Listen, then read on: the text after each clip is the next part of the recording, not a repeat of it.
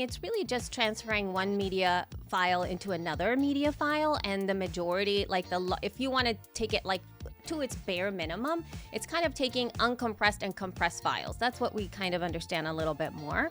You understand that, like, let's say you're taking a picture, there can be raw data, right? That's a huge file. Or like if you're taking HD, 4K, right? The file for that TV show or whatever is giant, but then you can also compress it into a much smaller file so people can download it. Same thing is for audio.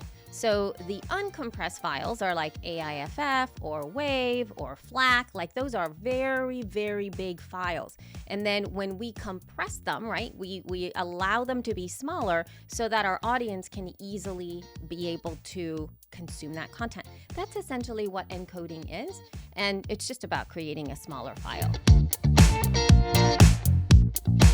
Whenever you're using VBR and you don't know that this is a thing, is that sometimes you're playing your show in Apple Podcast or Google Podcast or something, and then all of a sudden your podcast just stops playing at a specific time, or it doesn't finish playing. It's like the end has been cut off, but your file is okay, it's fine.